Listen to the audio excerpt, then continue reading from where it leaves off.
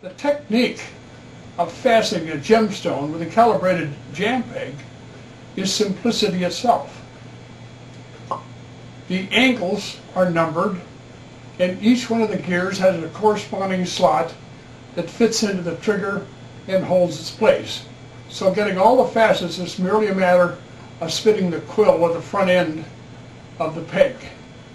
The tail fits into the corresponding slots, which have been established by the appropriate setting of the 90-degree line, and then it's just a matter of establishing the fact that you may want to cut clockwise or you may want to cut counterclockwise. Clockwise is best because the abrasive action is taking away from the facet. Here there's always the danger with an approaching lap of digging in. That's the last thing you want.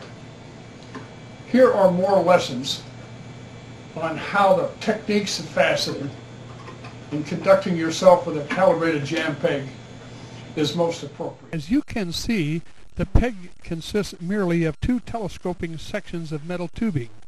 The shorter front section, called the quill, is free to turn 360 degrees under the control of an index wheel while gripping the dopstick firmly. The rear, called the tail, is locked into the jamb with a tailpiece and serves as a reference platform. You can rig a spring or a rubber band to keep the two sections of the peg snugged tightly against each other. It's much easier and more convenient, though, if you merely grip the peg properly while maintaining pressure on the quill against the tail end. It'll take a few stones, but you'll develop a comfortable, confident grip in no time at all. Jam peg fasteners work in rings, just as diamond cutters do.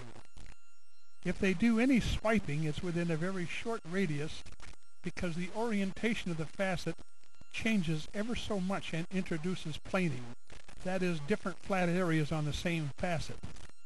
Planes are the devil to polish later, if not impossible.